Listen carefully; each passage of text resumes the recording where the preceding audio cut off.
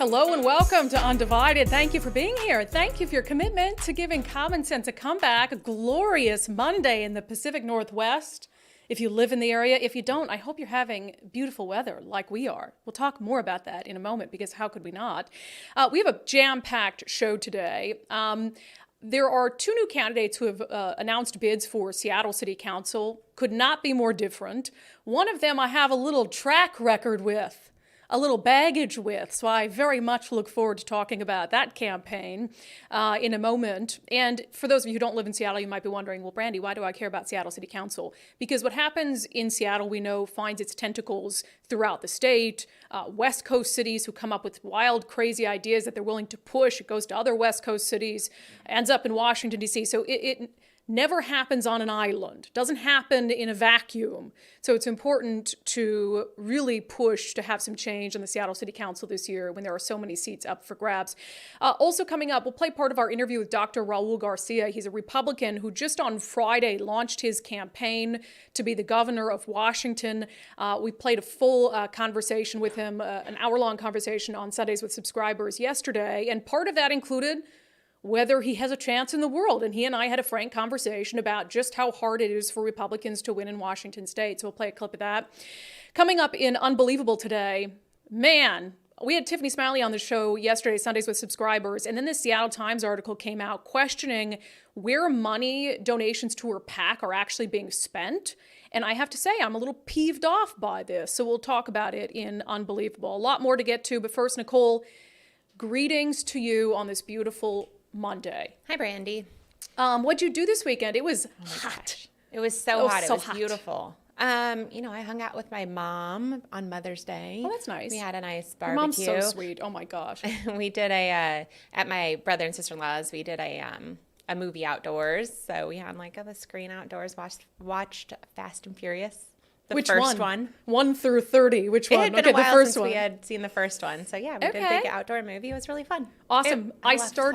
I always do a poll to start the live show over on YouTube, and my poll is really a soft one today. It's, will the Kraken win tonight? And 19% said no, which is just kind of rude. I don't know if we have Dallas fans or something. I don't know. I promise I have a more hard-hitting poll later in the show, but go Kraken. That's very exciting. I was tweeting over the weekend about, hockey in Seattle just feels right, and some trolls were like, fair weather fan. It's like, no, I've been to many a Kraken game before. We've been to many a Kraken game before they were winning, and I'm from Minnesota, so hockey's just in my blood. Right. Yeah, rude. Fair weather. I love how my trolls will find any reason to troll me. I love how they'll find, and they're in their second year, as if I think everyone's a bandwagon fan because they're brand new. Exactly. Anyway, I have some hot political news to get to. Nicole, thank you. We'll check in with you momentarily. Two candidates have just announced their bids for Seattle City Council. In case you're not familiar with sort of how the race is shaping up and why this year is so consequential, 7 of 9 city council seats will be on the ballot in November. And in 5 of them, the incumbents aren't running. So you really have an opportunity to either screw things up badly if you're Seattle voters, or put people in there who are going to help turn the city around. And I've said this many times, I said it off the top of the show, what happens in Seattle doesn't stay in Seattle. And so I don't live in Seattle anymore. I'm glad I don't live in Seattle anymore. Although, I'd like to be able to go back and visit without feeling scared for my safety. But it's important for all of us to look at what's happening in Seattle and to lift up candidates that have a little bit of common sense and are going to help turn things around. And also just show that in Seattle, one of the most progressive places in America, that we're not going to stand for these candidates with wild ideas and insane ideologies anymore. So anyway, I'm going to start with some good news. Nicole's like, let's do this story first because it's good news. Olga Sagan, man. Olga Sagan announced on Mother's Day that she is running for Seattle City Council position 7, which is the position for downtown Seattle, the most consequential Seattle City Council position. First of all, Nicole, if you could join me in a little golf clap. I'm going to be fully transparent because that's what we do on this show. I donated to my first political candidate last night. I mean, because of my job, previously, we weren't allowed to donate to PACs, donate to political candidates. Now I can. I just will always be transparent with you guys if I'm going to donate to a political candidate, because I'm not going to donate to candidates behind the scene and then act like I didn't support them on the air. That's not a thing. So I donate. I maxed out for Olga Sagan last night. Love it. Best $300 I've ever spent. That's the max out for a candidate. It is? Yeah, $300. Wow. Best $300 I've ever spent. So a little bit of background on Olga Sagan. I'll just cut out coffee for a month, okay? I'm going to keep making my coffee at home. That's the best 300. I love it. A little background on Olga Sagan and why I'm thrilled about this. So we've had her on unDivided multiple times. And one of the first times we had her on this show, I mean, I interviewed her when I was with Fox, but on this show was in February of 2022. There had been this slew of violent crime down where she's the owner of Proshki, which is a Russian bakery in Seattle. And she had opened a location on 3rd Avenue on like that terrible block by the McDonald's of death down there where all the shootings happened, because it was during this period like around 2018 where the city promised this renaissance for small businesses in the Pike Pine corridor. And she's like, okay, I'm a Seattle business owner. I want to help out with this renaissance. So I'm going to open a location of Proshki on 3rd Avenue. Well, it didn't take long before things absolutely went downhill. And so we did this story on the podcast in February of 2022 after she decided there was this shooting that she had to close the doors of that location. And when we had her on at the time, she was completely fed up with Seattle government. Here's that clip. Outside Proshki, which looked like this just a week ago, the area was cleared out by Friday afternoon, but not nearly soon enough for owner Olga Sagan. It's just banging your head against the wall at this point. It was the deadly shooting last Sunday that finally forced her hand. The bakery's surveillance video captured people running from the sounds of gunshots outside. It's the 3rd one in a month. So as a responsible business owner, I'm putting my employees and customers on the line to be shot. I mean, I don't want to wait till it's too late and my business is done because some of my employees died and I'm carrying this with me. I mean, my employee safety is my #1 priority. My customer safety is right up there. We would open at 7 a.m., come out in the morning. If there was anybody here, we would ask them to kind of, just please, if you can step away, this is a private property. This was meant for people to have pastries here, and they would stand here, have their coffee, have their pastry. This shelf here that now is a, drug shelf. Olga opened this location in 2018 during what was billed as the Pike and Pine Renaissance, a project aimed at making this area the, quote, best pedestrian experience in the city. Some renaissance that turned out to be. I mean, how long of my life do I need to spend on one specific location? I had, again, 15 employees here. As I said, we had, I'm transparent with my number, we had 800,000 in sales a year. And going from that to thinking about my employees getting shot. Yeah, so she was very fed up when we talked to her in February 2022, basically wanted nothing to do with Seattle city government anymore, had tried so many times to reach out to them, her elected leaders, her councilman, Andrew Lewis, to no avail, and was so frustrated. So fast forward, she ended up opening that location back up when Bruce Harrell came in, and he was dedicating more resources to that area.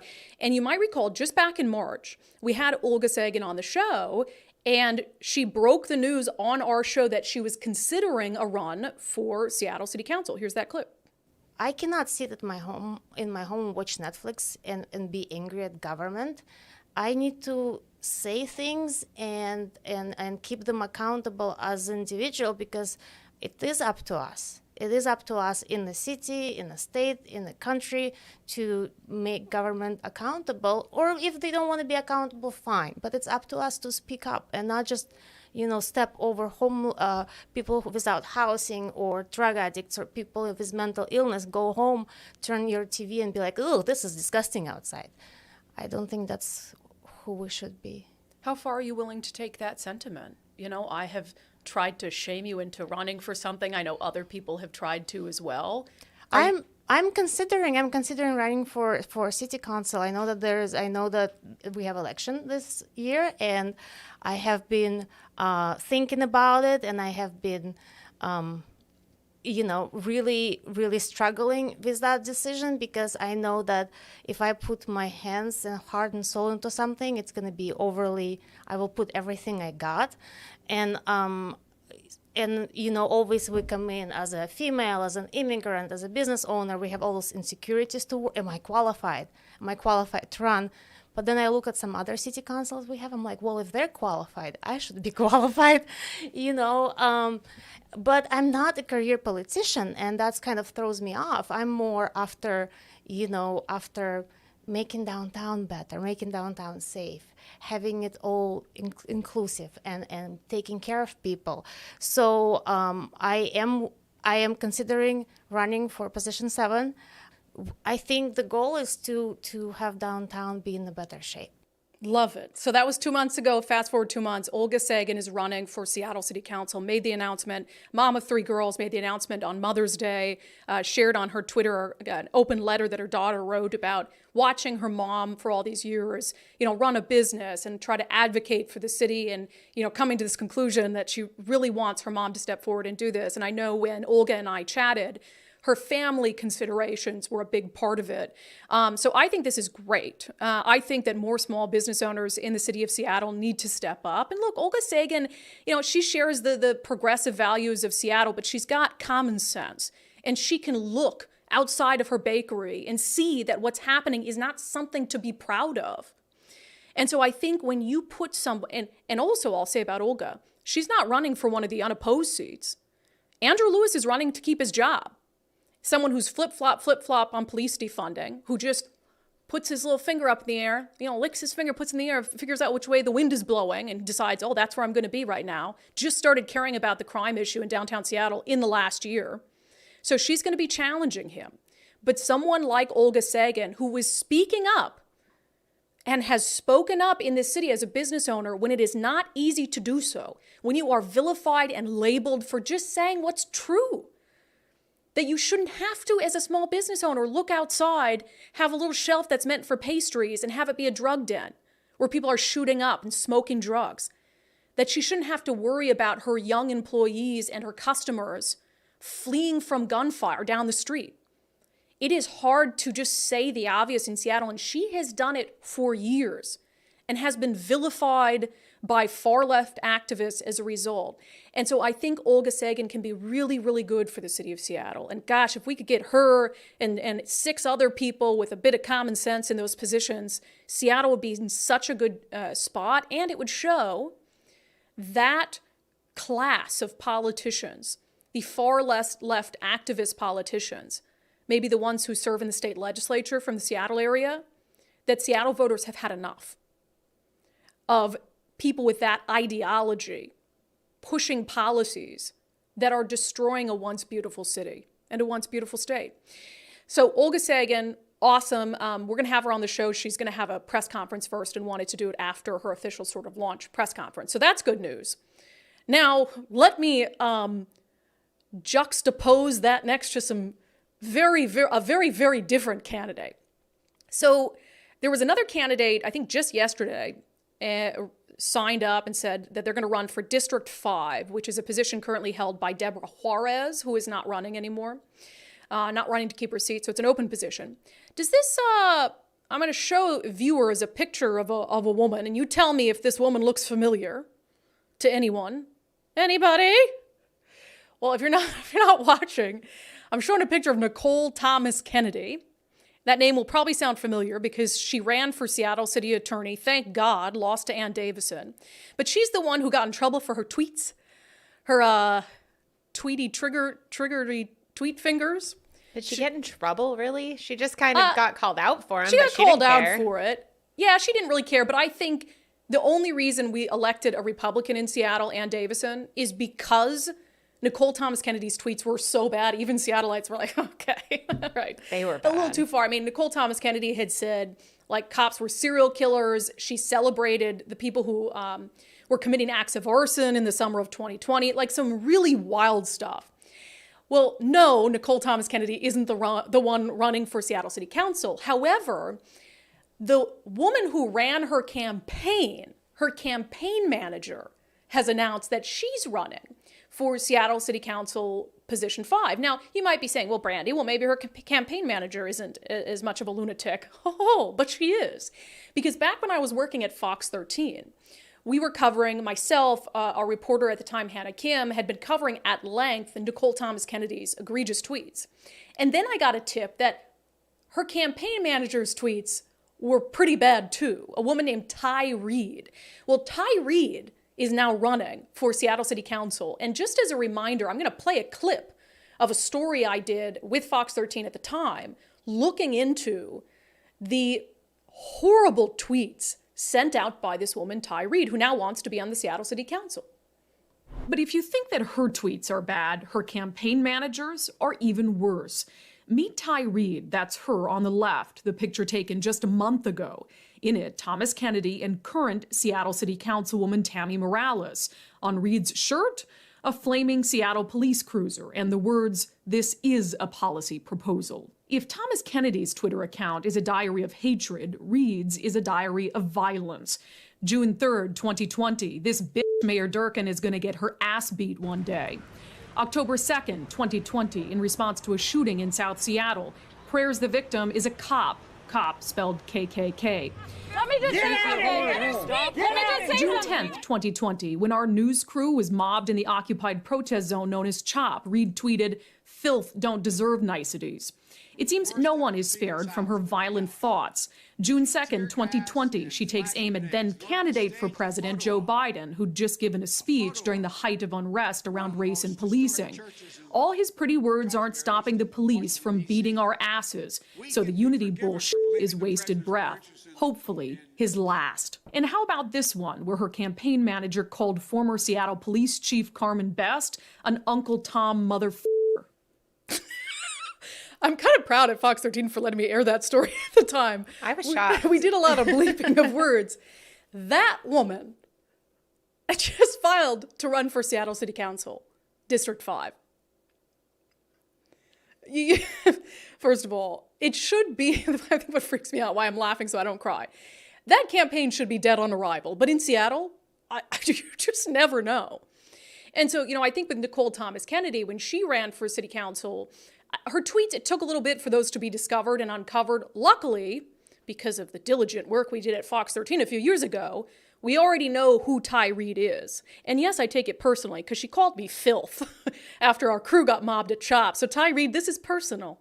This is personal. And I will do everything in my power to make sure that you never set foot inside the Seattle City Council chambers. But I think it just shows you the choice. And this is kind of always the choice that Seattle voters are faced with more and more as of late, which is, of course, it's just going to be different shades of blue for people who are running for Seattle City Council. But when you look at how vast the difference can be between someone like Olga Sagan and Ty Reed, differing shades of blue can be quite significant. And so this is obviously horrifying. I hope Seattle voters have learned their lesson in saying, hey, we don't need activists like that on the Seattle City Council. We don't need people who hate cops. We don't need people who call the city's first black female police chief an Uncle Tom MFer.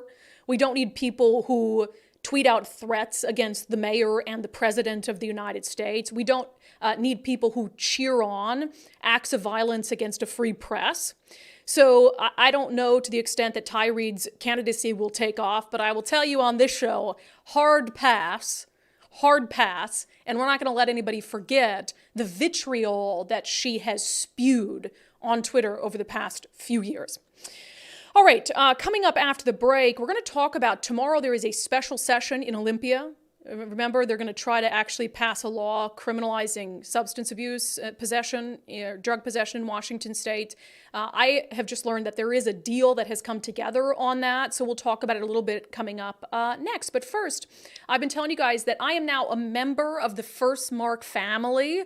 Mike and I took the First Mark Challenge at firstmarkinsurance.com and really got an awesome assessment of the insurance that we already had on our home, on our cars, etc., and where we needed to be kind of ahead of our wedding when we're bundling our lives together.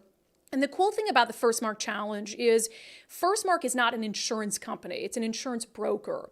And so when you work with them, you're not paying them anything. So when you do the First Mark Challenge and they take you through this process of reviewing your current insurance and recommending whether you need different insurance with different carriers, they are working for you. They're not working for insurance companies. And like I said, it doesn't cost you anything but a little bit of time. Here is Dave Taylor. He is the CEO of First Mark. We believe and we say that we will help 100% of the people that we work with. Okay. Now that doesn't mean necessarily that 100% of the people we work with are going to become First Mark clients, but we believe that we will actually help 100% of the people, whether that be stay with your current carrier, but let's modify your coverage a bit so you're better protected, or ultimately, hopefully come over to First Mark. We're going to put you with a different company and give you better coverage, right? So the challenge is really challenging individuals to give us an opportunity to prove that to them. That's really what the First Mark Challenge is.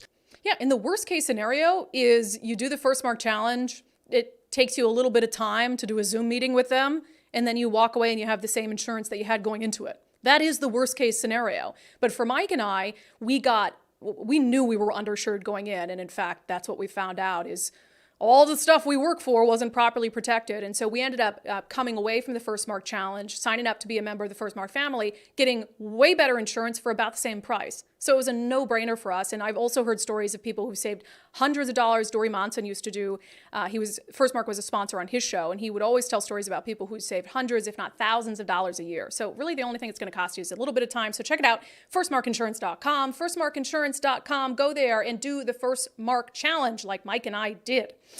All right, the following segment is brought to you in partnership with our friends over at Future 42. Turn your frustration into action at future42.org. I'm proud to be an ambassador for Future 42 and their mission to bring common sense and sanity back to the state of Washington. There is a special session that gets underway in Olympia tomorrow, and the sole purpose is for lawmakers to do what they should have done, frankly, 2 years ago, to do what they should have done, for sure, during the legislative session that ended last month, and that is to pass a law to make sure that drug possession is a crime in Washington state. It should have been the top priority of lawmakers during this legislative session, yet in 4 months they couldn't get it done. Because you had a faction of the Democratic Party in Olympia that simply wants to decriminalize possession of hard drugs. That's really what it boils down to. And you had, I think what's so disappointing about the fact that we even have to have a special session is that there were really, really good bipartisan bills put forth to come up with a law around drug possession that would, yes, prioritize treatment for people who are suffering in the throes of drug addiction, but would also have a criminal law enforcement element to it for people who over and over and over again refuse to get the treatment that they so desperately need. There was a solid bill that passed on a bipartisan basis in the state Senate. 14 Republican yes votes, 14 Democratic yes votes, had the support of mayors and police chiefs across the state, across the ideological spectrum. And that solid bipartisan proposal went to die in the House because House Democrats, House leadership, was held hostage by a small progressive faction of their party that simply does not want to see drug possession criminalized. And, the bill, as you'll recall, crashed and burned on the final day of the legislative session. And then all of a sudden, out of nowhere, Governor Jay Inslee came up and said that he cared about getting this done. And I thought, well, where was he all session? And he announced a special legislative session for the 16th, which obviously is tomorrow. Now, I will say I have been told that there is a deal. There is a deal going ahead of tomorrow to at least something that leadership seems to have agreed on that has bipartisan support. Now, nothing is done until it's done, and who knows what'll happen when this ultimately goes up for a vote, but I'm told that it strikes a really good balance between a carrot and a stick.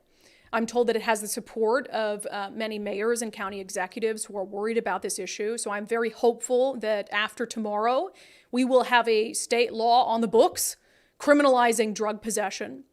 But I think that tomorrow we also have to be hyper aware of people who vote against it and their motivations for voting against it. I still think, based on what I know, that you're going to have at least a handful of far left members of the state legislature who vote against it because they think a gross misdemeanor is too much, is a penalty that you shouldn't have for drug possession.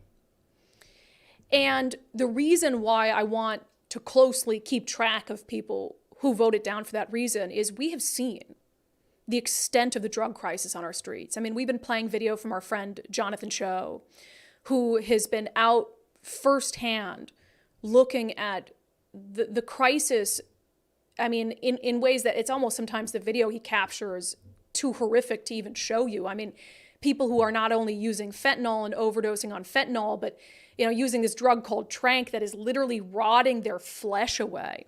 And when I look at the videos and the images that Jonathan Cho has captured on the streets of Seattle and elsewhere, I can't help but think to myself, what would be the motivation? What would be the motivation for a state lawmaker, for a public servant to look at that and say, let's maintain the status quo? Let's keep going down the track that we're going down right now.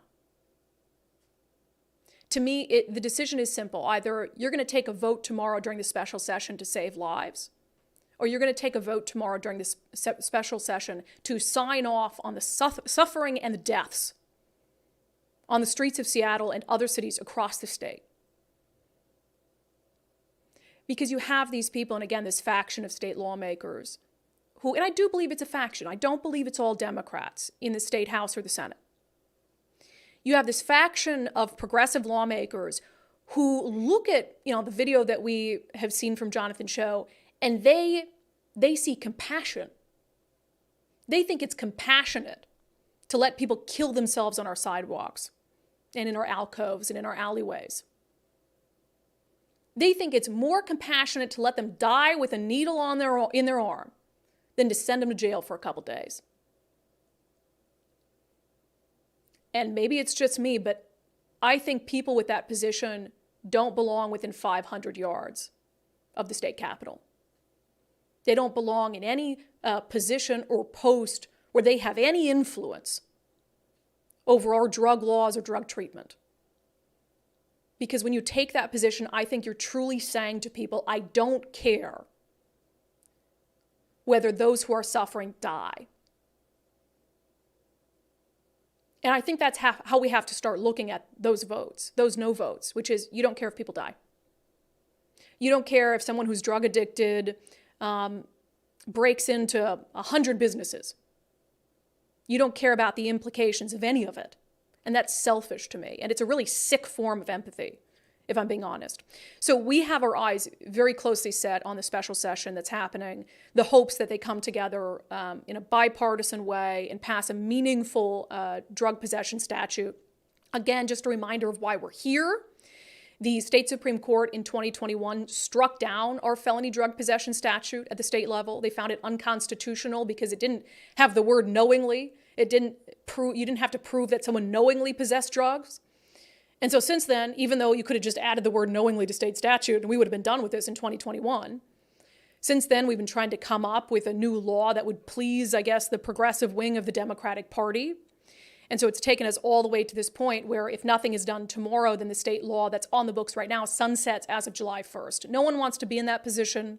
So we will keep a close eye on what happens, and I will be keeping a very close eye, and I think you should too, on what state lawmakers vote no on whatever deal they've reached, and what are their motivations. Now, you might have some who vote no because they don't think it goes far enough, but if you have folks who vote no because they think it goes too far, again, I think those are people with a very sick definition of empathy. And I think those are people who are saying with their vote, politicians who are saying with their vote that they don't care if people die. All right, that segment was brought to you in partnership with our friends over at Future 42. Turn your frustration into action at future42.org. Make sure to sign up for their newsletter so you can get alerted to opportunities to turn your frustration into action, as I said there. Okay, on the Sunday show, Sundays with Subscribers, we had it was like a 2-hour episode yesterday, if you didn't catch it. We had Tiffany Smiley on to recap her 2022 campaign for Senate, which I'll have more on in just a moment.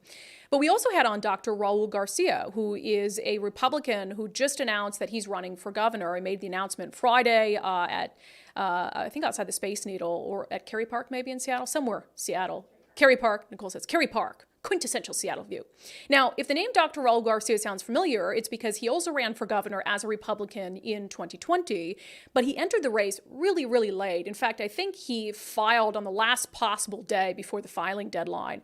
And so he ended up maybe getting just over 5% in the primary. He didn't make it past the primary election. And so we had him in to talk at length. We spoke for about an hour about his campaign, but also, and I'll play this part of the clip for you, about just being realistic. You know, this is someone who's ran before, didn't make it past the primary, and is running as a Republican in a state where it feels at times like it's almost impossible to win a statewide race as a member of the GOP. Listen. I think people would look at the results and be like, okay, here's a Republican who got, I think, 4th amongst the Republican field. So, like, lost to Lauren Culp in the primary, lost to Josh Freed in the primary, lost to Tim Eyman in the primary. And so they might look at that and think, well, that doesn't bode well for his ability to beat someone like Bob Ferguson. What would you say to them? Well, back in 2020, if you saw our progress, right at that primary was when our upswing on the slope was coming to our campaign. We had a lot of momentum, and we were able to raise $420,000 in 10 weeks. Mm-hmm. And we were able to attain 150,000 votes in those 10 weeks. So it was an everyday thing. I remember back then. Why now? As I said, looking back at this idealistic kid that thought that he was going to win an election in 10 weeks, and getting serious about the political process in the state of Washington and what Washington needs. I think that for a very long time, we have ran candidates that only represent the ideology of their party. Okay. And when we do that, the minority party is always going to lose. If we were to have a candidate that has the intention of representing everyone in the state of Washington, then that candidate will have a better chance of being successful and actually governing successfully. And fundamentally, for me, a governor should be someone that wants to represent the whole state, not only one party's ideology. As a matter of fact, I believe that when you have different ideologies at the table, you usually come out with a better outcome. And this is the problem with our one-party system that we have today. If you have a one-party system, you double down in what you know, and you become more and more and more extreme. Yeah, I don't disagree with that at all. I think the one-party system has been incredibly destructive. But, you know, there's a question of whether voters are ready to vote for something different. And even though, you know, we talk, I mean, I think every governor runs and says, I want to be a governor for everyone. Like, that's not an uncommon thing. I'm pretty sure Jay Inslee has said it. He's shown that he wasn't a governor for everyone. I don't even know if he remembers that he came from the east side of the Cascades. So I guess you'll have people who hear that and think, well, yeah, the last guy said that too. So how do you prove that you're going to be a governor for everyone? Because you are running as a Republican. Well, we want to run to find solutions to the problems that we have in our state, right? So we concentrate on issues instead of the usual political divide. Let's concentrate on the issues that really matter to the people of Washington and find solution to those. And if we do that, I think we'll be successful. Yeah, I'm interested to hear what some of your hallmark issues are going to be that you really think are going to be effective in reaching voters. I got to be frank, though, the name recognition thing is tough. It's not there for you right now. And I don't know if you can buy it. What is I know that campaigns are very good at this stuff. They can look at, like, how much will it cost to get Dr. Raul Garcia enough name recognition on the west side of the state. Have you guys assessed that and figured out, you know, what it's going to cost to get your name to be essentially a household name by 2024? Well, if we look at the past, right, Rob McKenna raised $14 million, and he was the closest to winning the election that we had in the near past. So we believe that we have to be around that figure, and that we have to concentrate our campaign heavily on fundraising.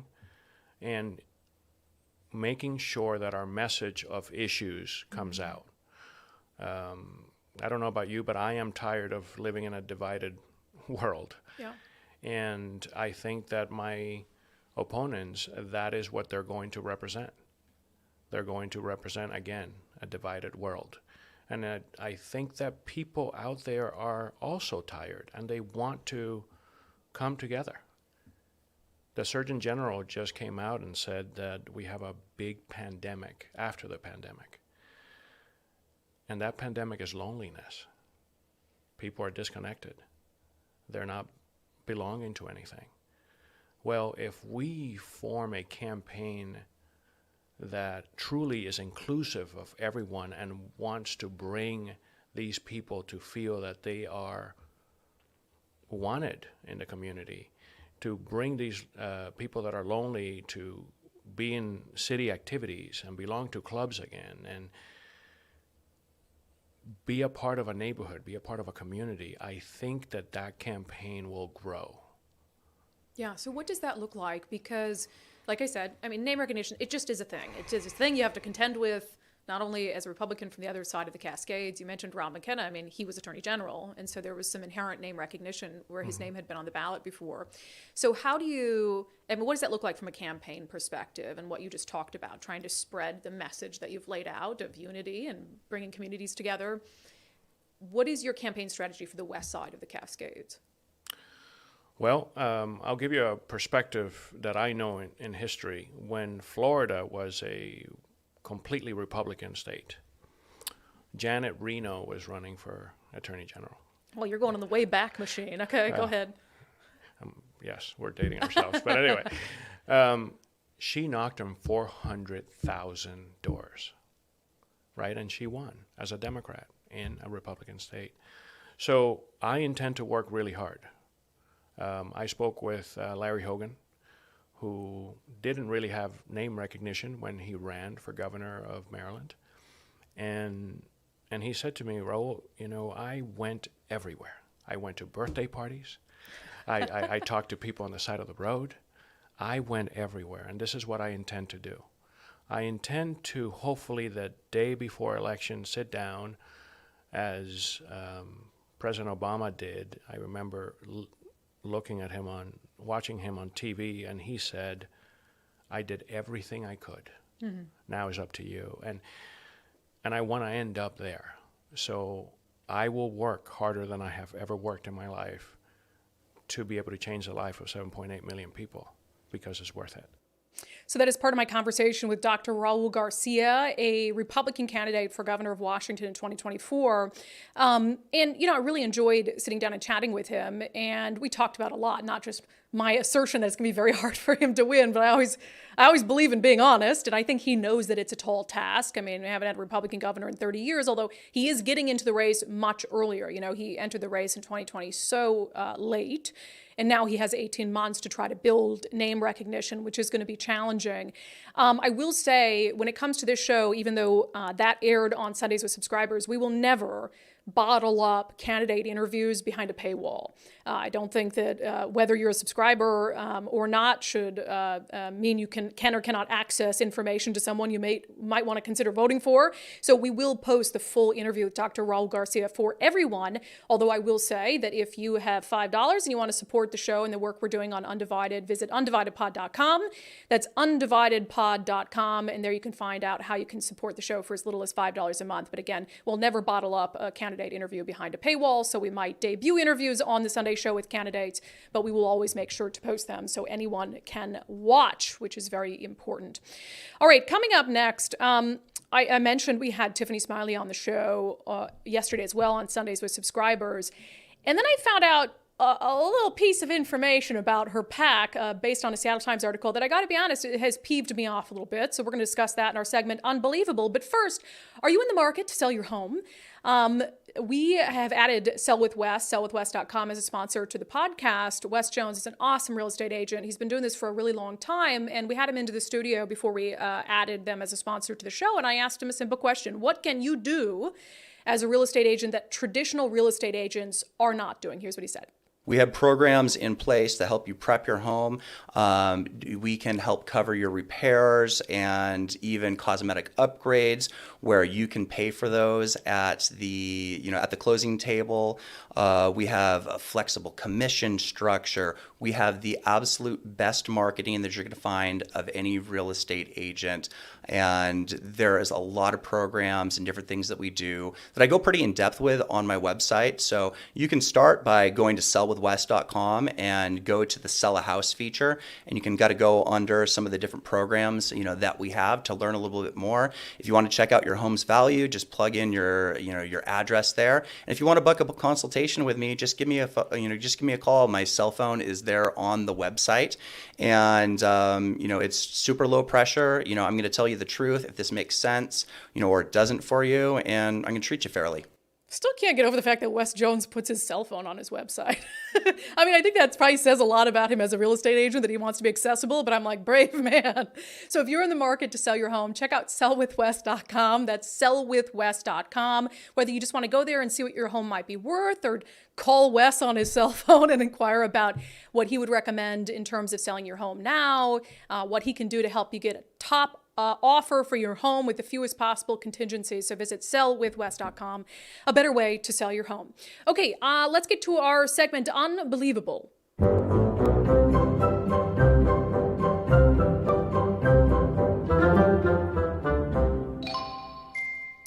Yesterday on Sundays with Subscribers, we aired an interview I did with 2022 candidate for Senate, Tiffany Smiley. Now, Tiffany Smiley ran as a political newcomer in 2022 against U.S. Senator Patty Murray. She lost the campaign, but we wanted to have her in, as candidates are starting to announce for 2024, just to do this honest assessment of, okay, what went wrong in 2022? What would you have done differently, if anything? And so I really enjoyed that aspect of the conversation. I thought it was really, really interesting, and I think Republicans can take a lot from some of the challenges that she had around fundraising, et cetera. But another topic that we discussed was a political action committee that Tiffany Smiley launched after she lost that campaign. It's called Endeavor. The website shows a picture of Tiffany Smiley, and it talks about what the purpose of Endeavor is, which is not to support, a candidacy for Tiffany Smiley, but it is to do something that I think is great, which is to support political outsiders who want to run for Congress, political outsiders like herself when she ran for Senate, and to try to make sure that they have the money and the infrastructure to be able to be successful. And on its surface, that sounds amazing. I love it. And I talked to Tiffany about Endeavor when she was on the show on Sunday. So talk about Endeavor. Yes, I'm very excited about Endeavor. What's interesting is a lot of my team still stayed together, and that's unheard of in politics. Yeah. Usually when a candidate loses, everyone splits and goes their separate ways and climbs their own ladders. But our team stayed together, and we looked at each other and just said, what are we going to do? Because this wasn't for naught. What we did was incredible here in Washington State. And so we launched Endeavor PAC, a PAC that will support and help political outsiders get into Congress, and we'll look at a few Senate races as well. But something that is unique is we were, as a political outsider, I was able to build a very large small dollar donor base, which is incredibly hard to do as a new candidate. So we can use that to help other political outsiders get into office, get across the line, and start to work on legislation that impacts people's lives. So is this kind of going to be in full swing for 2024? Yes, that is our hope. We're actively fundraising and talking to some folks right now. So we will be ready and prepared to be helpful in the next cycle. If you do run in 2024 for something, your own PAC couldn't fund your campaign, right? Or how would that work? I don't know even, so. I don't even know the answer to that. Interesting. I'm not setting this up for myself at all. It just came to my mind. I was like very curious, like, very smart, Tiffany Smiley. I don't know what the rules on that are, actually. Okay. No, that is not the intent of it at all. It's so we can take what we built to help others. I'm not setting this up for myself. That's not the intent of it at all. So here I am on Sunday pushing out this interview we did with Tiffany Smiley on Sundays with Subscribers. And then I see an article drop from the Seattle Times. I was like, you got to be kidding me. So this is from Jim Bruner at the Times. The headline, Smiley PAC for Political Outsiders Actually Pays Campaign Debt. And the article gets into the fact that the Endeavor PAC actually goes, and a big chunk of the money goes, and I'll get to the fine print that explains this in a moment, to helping to pay off the campaign debt from Tiffany Smiley's 2022 campaign for U.S. Senate. Now, I didn't even think to ask Tiffany that. I didn't even know that you could use a PAC in that way. I don't know everything, okay? I didn't know that you could use a PAC in that way. That's express purposes for one thing, but that if you read the fine print, the money you give it is first and foremost going to retire campaign debt from a previous campaign. So I didn't even know to ask her about that. But you did notice that I asked her, hey, is this going to be used for you? And she said no. And one of the things that Jim Brunner points out in this article is that on multiple occasions when Tiffany has done interviews about Endeavor PAC, she has said, in one instance in an interview in March, she said, quote, every dollar amount goes directly toward helping candidates. And when I hear that, I think, okay, well, the money is going to go toward helping political outsiders. But I had Nicole grab the fine print, because the Times says if you read the fine print on the Endeavor PAC website, and you go like 8 paragraphs down the fine print, it would tell you that the first $2,900 from any single individual's contribution shall go to Smiley for Washington, Inc. to retire debt from the 2022 general election. The next $5,000 would go to the Endeavor PAC. It continues in the fine print. The first $5,800 from any joint individual contribution shall go to Smiley for Washington, Inc. to retire debt from the 2022 general election. The next $10,000 shall go to Endeavor PAC. It continues in the fine print. The first $2,900 from any federal non-multi-candidate PAC shall go to Smiley for Washington, Inc. to retire debt from the 2022 general election. The next $5,000 shall go to Endeavor PAC. And then it continues. The first $5,000 from any federal multi-candidate PAC contribution shall go to Smiley for Washington, Inc. to retire debt from the 2022 general election. The next $5,000 shall go to Endeavor PAC. And Jim Brunner points out that she's got a pretty substantial debt left from her 2022 campaign. And so in theory, a lot of the money of people who are donating to the Endeavor PAC under the premise of it's going to support political outsiders is going to retire campaign debt and is not actually going to help political outsiders run for Congress.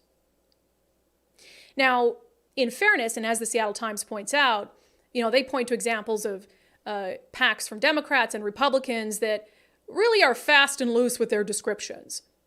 And so I think there is an overall takeaway here of if you're donating money to a PAC, read the fine print and be very, very sure of how that money is going to be used. So I think outside of Endeavor and all of that, I think that's a good idea. Now, before I get to Nicole, because Nicole reached out to the Smiley camp to get a response to this, because I was a little peeved last night, I'm going to be honest, and here's why. I don't like when people mess with someone's money. And I'm sorry, if I'm going to platform Tiffany Smiley for a half hour on my show, and she's talking about this Endeavor PAC and telling you here's what it's for, and then I find out that had you been convinced by watching Sundays with Subscribers yesterday to give $100, $500 of your hard-earned money to help with a cause that sounds great on the surface, helping political outsiders run for Congress, I feel like crap if you did that after watching that interview only to find out that that money went to retire her 2022 campaign debt. That bothers me because I don't like when people mess with your money. Now, if you're fine after hearing that and it's no big deal and you're like, hey, I'll help Tiffany Smiley pay off her campaign debt and I'll donate anyway, then that's great. But I think that you ought to be able to go into it knowing fully what you're giving money to without having to read 8 paragraphs into the fine print. And then here's what bothers me even more. Nicole, you reached out to Smiley's camp, and I know Tiffany Smiley very well by now. Mm-hmm. And I'll end up reaching out to her personally about this because I am peeved about it for the reason I just described, which is it makes me sad if some of you donated money thinking it was for one thing and then it's going to another thing. And then this makes me mad because you reached out to saying, hey, can you comment on the Times article? And what did they tell you? Right. There is no comment in regards to the Times article. Come on. That was a little disappointing to me. That's really disappointing because if this is a common thing or if you can defend it, then look, we've been very friendly. We gave her a huge platform to talk about, her political past or political future, about Endeavor, you at least owe us an explanation for, hey, why were you not more forthcoming with the fact that if one of my viewers wants to spend $1,000 helping your cause, that it's actually going to go to retire your campaign debt? It's really disappointing. It's really disappointing. It was a really great interview, and she was really, we met her husband. They were so sweet, and I'm really disappointed that I couldn't even get a comment. Yeah, at the very least, like, explain. Somebody asked how much debt. Nicole, can you look at that Times article? How much debt is it? That $1 million in debt. $1 million in debt. So it's not as if they've got like five grand to pay off, Right. and they just got a little bit, and then they can move on. It's $1 million. Right. And so if I'm you kinda go curious, out, how do you spend that money that you? I'm kind of curious how that all works. How that normally gets. yeah, paid you off. can. Your campaign can go But- into debt during sure. during the process. But yeah, But I mean, how it gets paid off. right? They need to. And as the Times said, and look again, the Times laid out that they're. PACs have been very fast and loose when it comes to what they tell you about where the money's going to. Right. And so again, I go back to, it sounds like it's not just a Tiffany Smiley thing, that you need to really read the fine print. And shame on me. Actually, I should have read the fine print on the Endeavor PAC before I had her on to talk about it. Lesson for us. I should have read the fine print. That is my bad. And I feel terrible if you donated money. And in fact, if you donated money based on watching the show, I would ask the PAC for the money back. I would ask the PAC. And if you feel duped by it, I would ask them for the money back. So I was planning to have a much different conversation about this today, because I really thought that Smiley's camp would offer us some sort of comment or explanation. And when I got no comment, then I was just a little pissed off. As you can tell, I don't like when people mess with your money. As someone who has to sit here 4 days a week and ask you to give us $5 a month to do the podcast, like I always take that very seriously. And Nicole knows, like, I'm very serious about, I need to make sure, like, we're doing everything right and everything's good and they're getting their money's worth. And so then to, have her sit here and say, here's what the Endeavor PAC is going to do, and then to find out literally that night that it's actually going to, a big chunk of it, to retire campaign debt. I'm like, well, now I feel like I just misled my subscribers, or allowed her to mislead my subscribers. And I take that personally. It bothers me. And frankly, I think it's a little unbelievable. So I'm going to try to reach out to Tiffany personally about it and just chat it over with her and offer an opportunity to come back on to discuss it. Because no comment to me, that's just kind of unacceptable. Okay, let's dip outside of Washington State for a moment. Oh, this is good news too. I love this. As much as I'm annoyed that the campaign cycle starts so early for 2024, every once in a while a candidate pops up where I'm like, oh, I like that. Like Olga Sagan, I'm like, do it, Olga. Can I take like 5% credit for Olga running? Like 5%? Sure. We did pester her a lot. Sure. Okay. I'll give it Olga, to you. can I have 5% of the credit if you win? Take it. If you win and save Seattle, I'm taking 50% of the credit. But anyway, another one that I was really excited to hear. I'm not necessarily surprised, but I've talked a lot about how I'm a huge fan of Miami Mayor Francis Suarez. I've met him a couple times out doing stories like at the southern border, but I've interviewed him rather a couple times. And when it comes to Miami, so he's a Republican, although I don't think he ever really gets into the fray. And I'm sure there's a lot of people who vote for him who don't even know what he is. But he was able to win in deep blue areas, in Miami-Dade County. And his city is bucking all the worst national trends. Crime in Miami is down, violent crime. When look at everywhere else. Miami used to be like the murder capital of the country. And they have a budget deficit, like the biggest one they've ever had. And he is out there actively recruiting business investment for his city. When West Coast states cities like San Francisco and Seattle are scaring away tech investment, he's like actively trying to recruit them to come to Miami and seize the value. You go to Miami, barely any homeless people. So Miami's doing well and bucking national trends. And so I had said on the show about a year ago, I think it was actually last fall, that I thought Francis Suarez would be a wonderful addition to a presidential ticket. But he's clearly going to run for president. I think this makes it clear. So there's this article in Politico, the headline, Miami's mayor moles a White House run. Now you might look at that and say, well, that doesn't mean he's going to run, except he literally pinned that article to his Twitter. And he said, big decisions ahead. And it's his pinned tweet. So I'm sorry. If you're not actually going to run, unless you just really love attention, you don't pin it. You don't make it your pinned tweet. I think he's going to run. For president. And I love it. It gets the buzz going. But then also, do you think that maybe he'll go for, if DeSantis runs for president, then he goes for governor maybe? Oh, sure. So it's just to create buzz. Yeah, and get your there name are out there. people who run for president because maybe they're seeking an appointment or like a vice president, or they just want to raise their political star a little bit. Right. But I really think if Americans would allow themselves just to be happy and content with a functioning government, that he would do such a good job. Because man, one of the things I really like about him, workhorse. He is an absolute, like, no quit. Like, I follow the news in Miami, and we have Miranda on a lot for Florida Report. He is constantly on the go and not in an attention-seeking way. Right. It's just like getting stuff done. Right. So unlike our current president, who takes a lot of vacation days, that's for sure. Well, and also kind of like the last president, except for without the attention-seeking part of it, right? Well, and Francis Suarez is very young. So Francis Suarez age, oh gosh, we're going long again today, 45. So the point I made back in the fall is he'd have enough life left in him to maybe serve as 2 terms as a vice president to someone, and then that would be 2 cool. terms as the president. I just think it's very rare, and I've talked to, for instance, former Mayor Jenny Durkin. When it comes to the Conference of Mayors, she got to know Francis Suarez, and as a Democrat, a progressive Democrat, she loved him too. Wow. And so I think he has cross-party appeal, but he just has like no quit. And I feel like we need someone who doesn't have like this national stigma and drama around them, who wants to get into the White House and just work themselves to the bone. That's what we want for every role. And we never get it. We never get it. So anyway, that's another one where I'd probably have to tell you guys, hey, I donated to his campaign. Does it bother you if I donate to campaigns? Olga was the first one. I love it. So, I mean, it is great. public. You would have found out anyway. You could go on the little website. Isn't that sad that we have to celebrate hard work? It should be a thing. I know.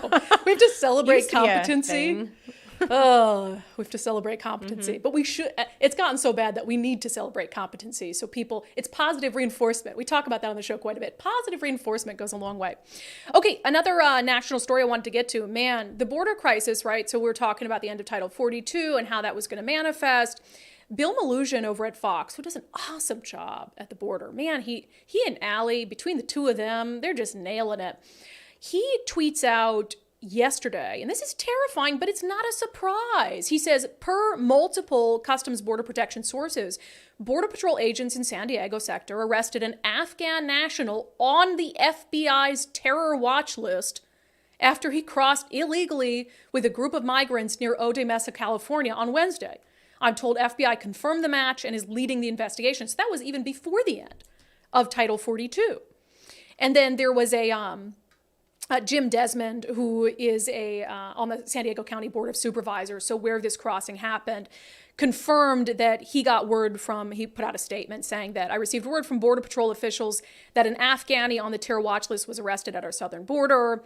And he goes on to say, as a nation, we must remain steadfast in our commitment to protect the safety and security of our citizens. A strong and orderly border process is crucial in preventing individuals with nefarious intentions from entering our country.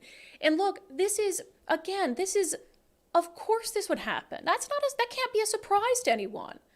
If you have the worst of intentions against the United States, and you're watching the news and you see thousands of people not only pouring across the border, but being welcomed with these Ziploc baggies full of stuff, including a cell phone that they can use, and you're thinking, wow, that's a pretty easy way into the United States.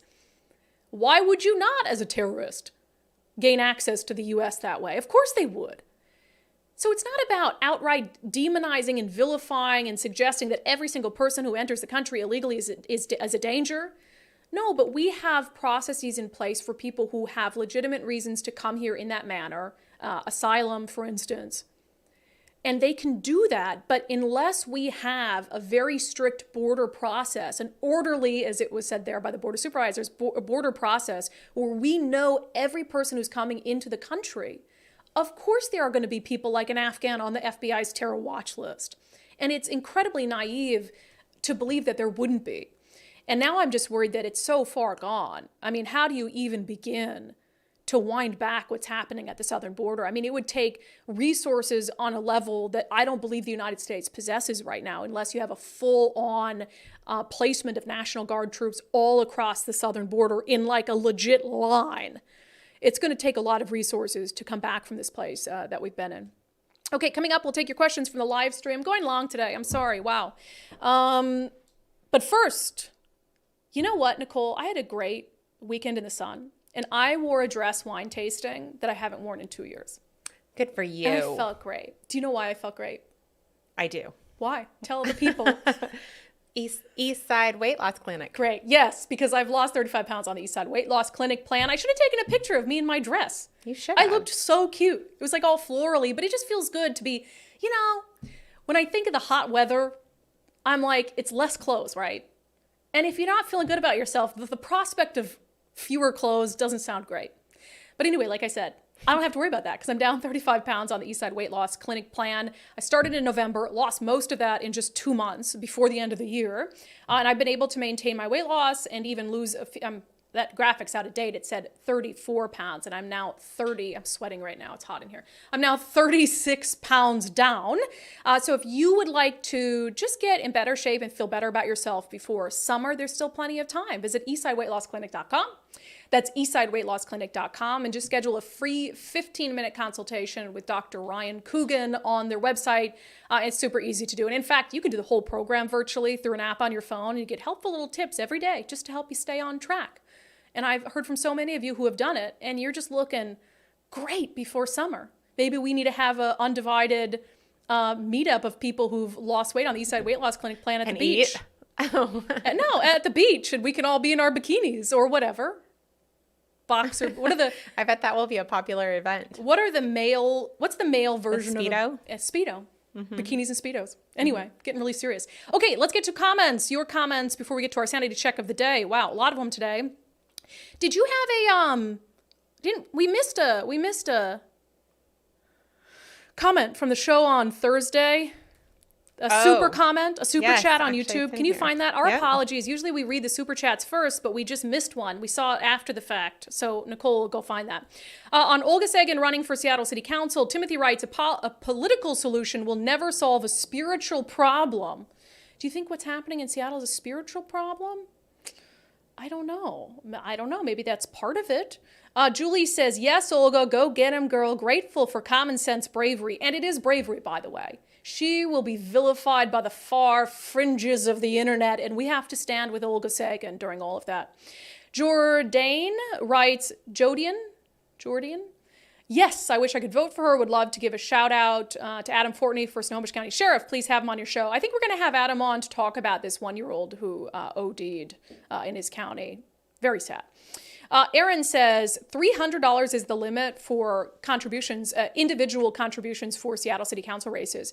He says that's insane considering the several $2,000 contributions for Bob Ferguson. These limits need to be flattened for all races.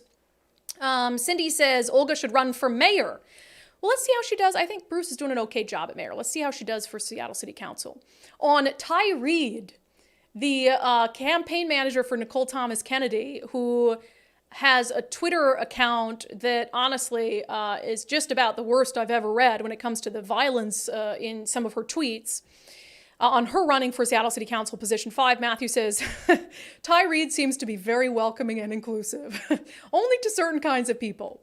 DC writes, we need leadership that upholds and stands behind the Constitution and the Bill of Rights. Keep it that simple. I'm not for equity, I'm for equality. Equity only allows the U.S. to have the same and equal outcomes, allows us to have the same and equal outcomes. If I work harder, longer, and smarter than others, then I expect to gain more. Those who don't, won't. So equity shouldn't be anyone's goal. And I tend to agree with that. On the special session tomorrow that is looking to fix the Blake decision, so to put a law on the books in Washington state that would, criminalize the drug possession.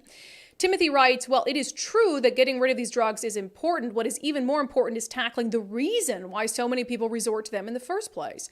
How is sending them to jail going to help them? They will just come out and continue to do the same thing while they continue to live off our hardworking taxpayer dollars. I disagree.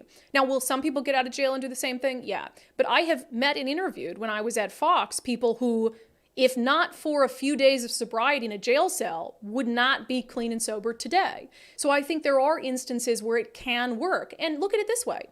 If they go to jail and they come out and they just start using it again, then what has been lost by that? What has been lost by that? But if they go to jail and they come out sober and they make a different decision, a lot has been gained. On guns, we're going to get to that topic in Sanity Check. I don't know who left this comment. The gun violence this past weekend just proves that Inslee's gun grab laws do not work to curb gun violence. Hey, they signed the assault weapon ban was an emergency.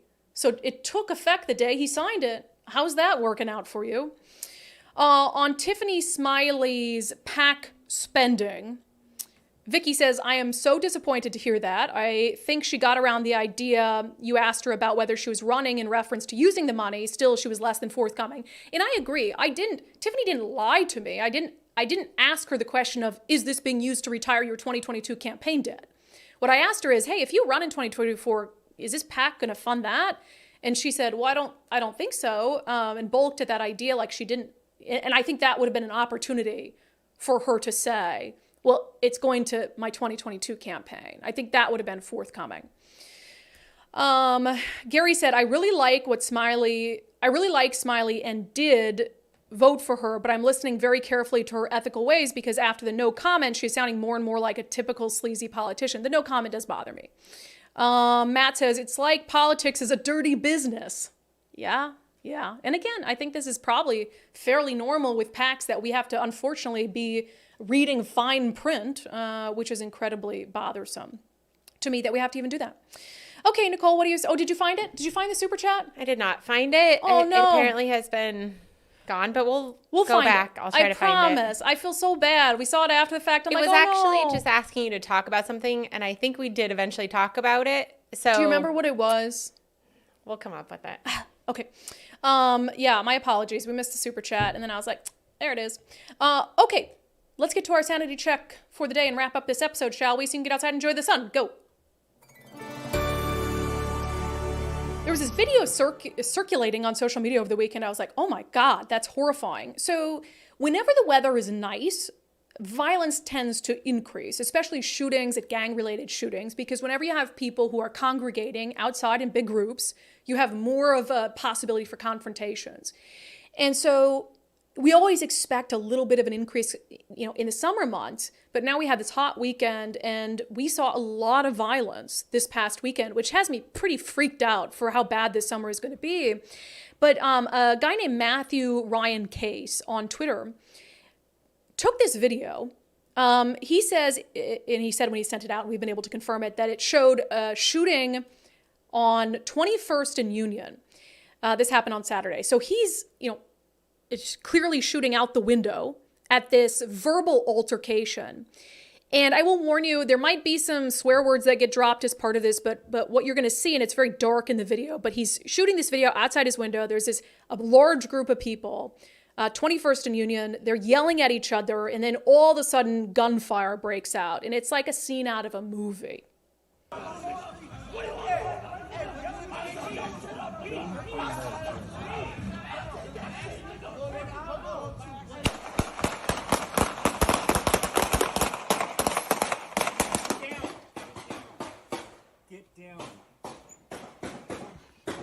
Get back.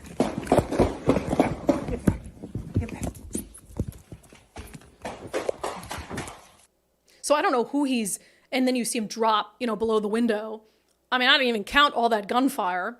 And I don't know who he's talking to and was like, get down, because obviously you can get hit by a stray bullet really easily. It doesn't sound like police police got 911 calls, obviously, to the scene.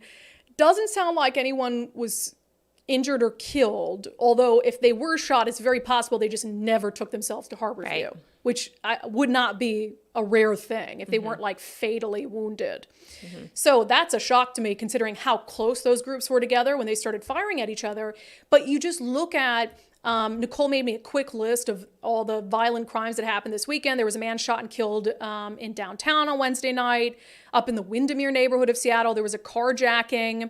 The suspect was fleeing and shot another driver in like a road rage incident, which you were like, I didn't even hear about this. How do these things just go under the Because radar? there's so much of it happening. There was a woman who was just a bystander shot at the El Kai boat launch, which El Kai is beautiful. It's my favorite place in the city, but there's always violence there because, again, you have this congregation of groups. And then there was a man shot and killed on Saturday at El Kai Beach. So I think I'm a little freaked out given the current crime trajectory about what this summer is going to look like. And I think this just has to be an absolute wake-up call for everyone in Seattle about what we need to demand of candidates who are going to be running. You know, Lisa Herbold, praise Jesus. Speaking of El Kai Beach in West Seattle, she's the councilwoman for El Kai and for West Seattle, and somehow lands herself as chair of the Public Safety Committee when she has no care or concern for public safety. I really hope someone steps up to represent that district who really truly sees what's happening on our streets and wants to be a force for good and a force for change. This is going to be a pivotal year for Seattle. And I can only hope that the voters of Seattle find reason, common sense, sanity, and look at what's happening across the city and say, we don't want the city to be like this anymore. Ideology is one thing, but we need to choose people who, yes, share our values, but who don't share some of the really, really scary positions that some of the current council members share around police defunding, vilification of the police. You know, Lisa Herbold is someone who tried to push to essentially give a poverty defense for every misdemeanor crime. That period in Seattle has to be put behind us. And I think people like Olga Sagan running for the downtown seat and some other folks who have stepped up to run across the city could be really, really good for not only Seattle, but for the rest of the state. Because if we can say that that kind of destructive ideology is not acceptable in Seattle, then it won't be acceptable anywhere else in Washington either. And I think that would be a very, very good thing. All right, that's it for today's episode of Undivided. Thank you for being here. Thank you for your commitment to giving common sense a comeback. We'll see you back here on the live show tomorrow. If you would like to become a subscriber to Undivided, we'd love to have your support, and you get access to exclusive benefits, including a monthly subscriber Q&A with me and our Sundays with Subscriber in-depth episodes on Sundays where we have important conversations on critical issues. You can sign up at undividedpod.com. Undividedpod.com. There you'll also find ways to watch the show, listen to the show, and reach out to Nicole and I if you have anything you want to say or any hot news tips, story leads. All right, until tomorrow at noon, again, thank you for just being sane. I appreciate all of you.